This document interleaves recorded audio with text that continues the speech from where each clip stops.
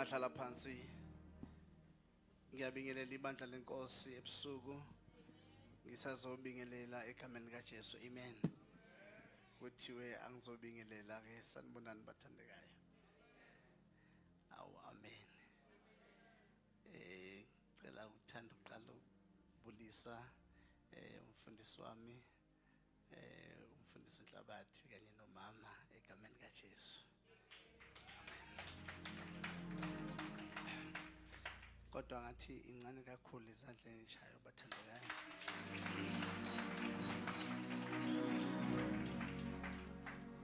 ngibingelela baba uJele umfundisi bishop siyabingelela egameni likaJesu amen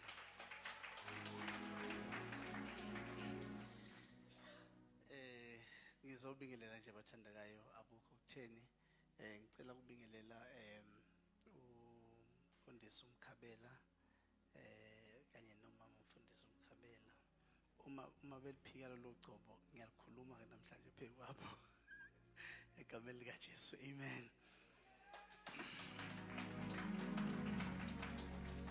ngiyazi ukuthi ziningi inciko zenkosi ekhona la ngicela ungenza iphutha bazalwane ngoba ngizosuke ngibiza omunye kanti omunye uhlezi eduze komunye ngicabanga ukuthi umfundisi wala ekhaya baMhlabathi wenza umsebenzi omkhulu noncomeka kakhulu bathandekayo amen ngirealizile ke bathandekayo ekukhuleni kwami nje naku ministry ukuthi akekho umuntu ongabalekile awu amen wonke umuntu ubalekile futhi siyadingana sonke siyadingana abancane babadinga abadala kodwa amena wena umncane kodwa ngiya-understand phela umncane njengephimbo lami nami nje lincane kanje futhi ngizobe sengihleli phansi nje manje ngoba kuthiwa ngizobingelela nabancane babadinga abadala kanti nabadala babadinga abantu abancane awu amen akekho umuntu ongabalekile kuministry akekho umuntu ofanele umbukele phansi akekho umuntu ongenayo irole yakhe abanye irole yabo ayibonakali behind the cameras injengalosisi ophethe camera lapha yana engangishutha into angishutha yona ihamba umhlaba wonke ngabikho umuntu eSouth Africa ongaziyo kodwa yena engaziwa umuntu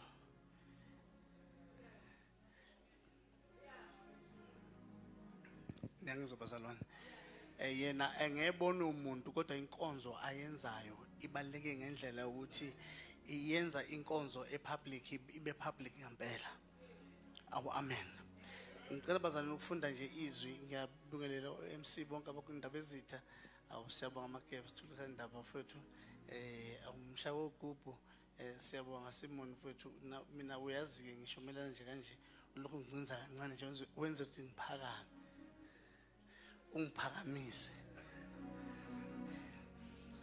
bazalwane ngicela ukunibingelela kanje ngamazwi nje I feel lapha ku Genesis 38 ngizofunda nje amazwi ambalwa abese ke ngiyabingelela ibandla ngawo u5 minutes emningi kakhulu indaba ezitha ngizobe sengihlezi phansi nje in 3 minutes time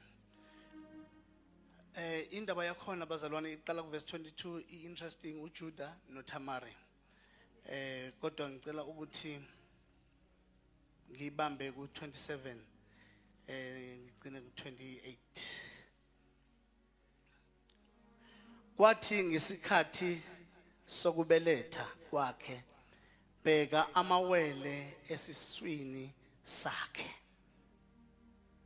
angithi sihamba sonke abazalwane kwathi ngesikhathi sokubeletha kwakhe bheka amawele esiswini sakhe kwathi esabeletha omunye wakhipha isandla umbelethisi wathatha wabopha esandleni sakhe ngentambo tambo ke yayibomvu wathi lo uphume kuqala kwathi ukuba afinyeze isandla sakhe nangumfowabo ephuma wathi ufuzuleleni na. Ukhona ophethe nje lapha egcineni uverse 28 mhlambe ngolimo oluhlukile lesilungu ngifuna leli how did you break forth. Uma khona ophethe nje amemeze leyo nto abese ngihlala phansi ngoba ngizobingelela sengivalile neBhayibheli. Amen. Yes ma. While she was in labor, one of them put out an arm. The midwife caught it.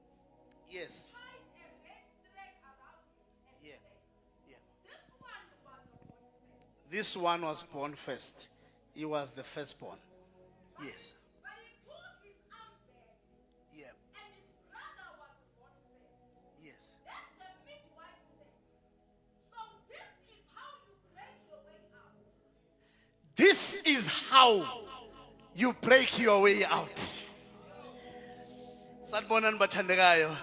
Kwathi nje namhlanje ngizomemezela lonto nje eyodwa nje abese ngihlala phansi. This is how you break your way out. This is how you break your namhlanje ngicela nje ukumemezela uNkulunkulu we-breakthrough.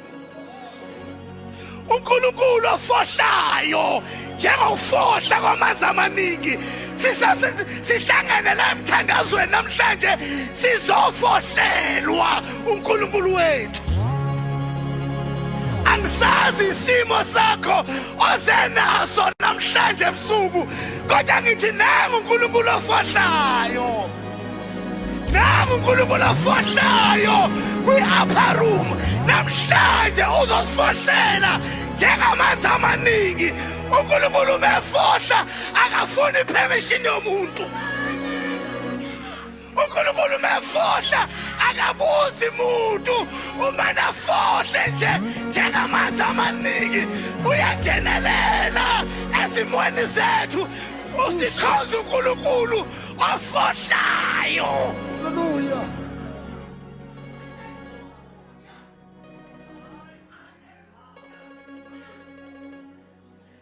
Angazi bafowethu ngifuna ukuhlala phansi kodwa ngobe ngingayenzi justice. This is a horrible story eyenzeke eBhayibhelini. Uma uthola isikhathi uyifunde uzobona ukuthi kwakukubi la. Kodwa lo sifazana uThamara wakhulelwa. Wathi mekhulelwa wafica ukuthi kanti ukhulela amawele. Awu amen. Khona amawele ngwabonile la. Khona amawele ngwafanisile la. Angazi noma kwasambili. Khona amawele babasifowethu lithi ke wakhulelwa amawele. uThamari ngendlela akhulelwa ngayo kodwa khona ngoba amawele wasefikelwa isikhathi sokubeletha. Awu amen. Wayesefikelwa isikhathi sokubeletha. Kwathi ke angimemezele into ethi upper room. Wonke umuntu lendlini isizini ibandla elingena kulo singena kwisizini yokuzala izinto. Hallelujah.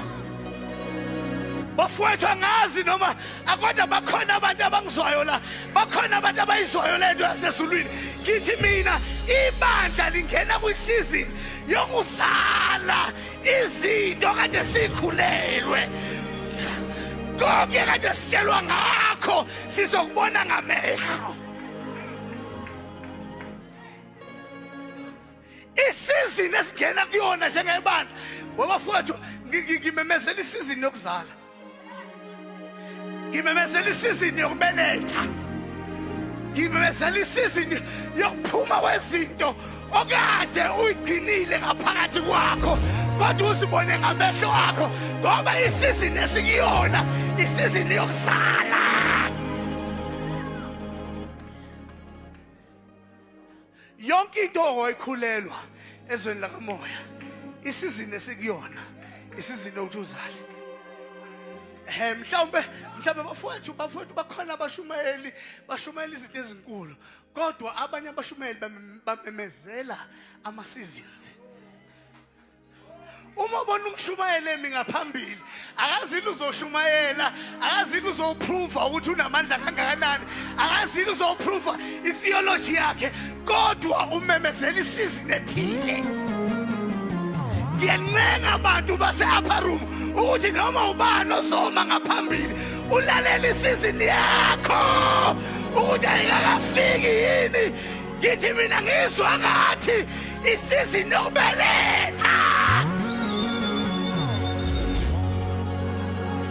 ibandla likumaleba pains ibandla lizwe liyasikwa sizwa ama-pain all over yini yenza sizwa ama-pain ingoba sikwisizini yokubeletha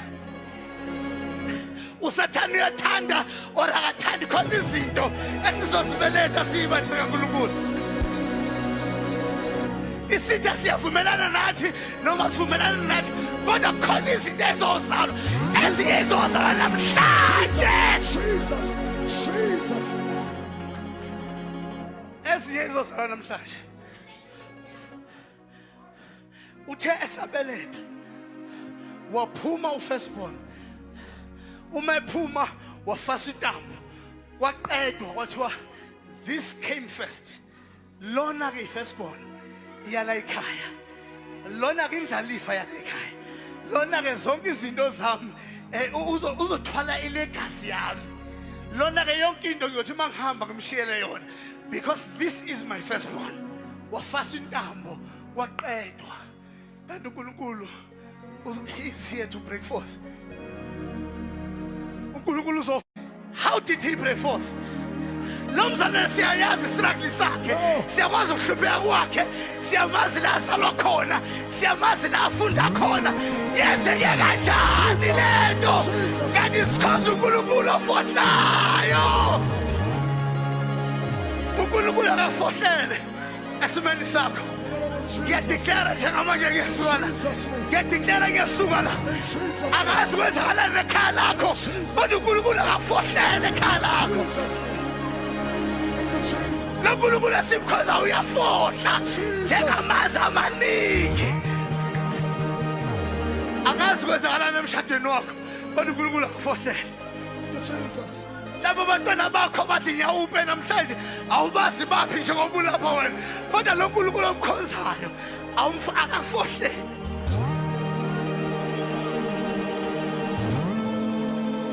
angazi abanye bethu bangabafundisi sinamabandla sinabazalwane esibalidayo izinto azihambi kahle nangu uNkulunkulu efohlayo ku-upper room namhlanje weNkulunkulu awusifohlele njengokufohla ngamanzi amaningi Jesus.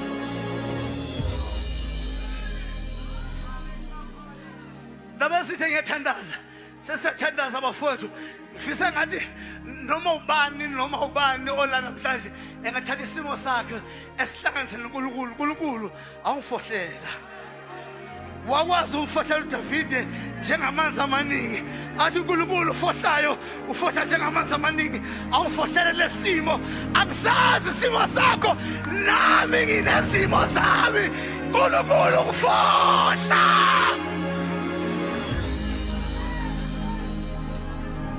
fisa sivule imlomo yethu fisa sivule imlomo yethu sokuthina sikhona la sithi uNkulunkulu ufohlele fohlala emndenini wami abanye baba usathane ubabambe financially fohla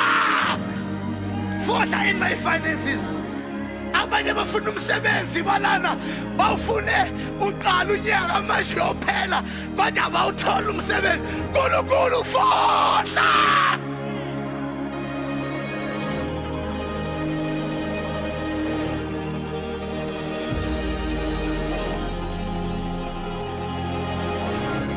wabafowethu kulelizwe lokufohla kuyakhulunywa abathulayo abafohlelwa kodwa khuluma namhlanje nesimo sakho khuluma noma isiphi isimo sakho esiphambi kwakho uNkulunkulu ifohlele phela umndeni wami asithandazeni wathandeka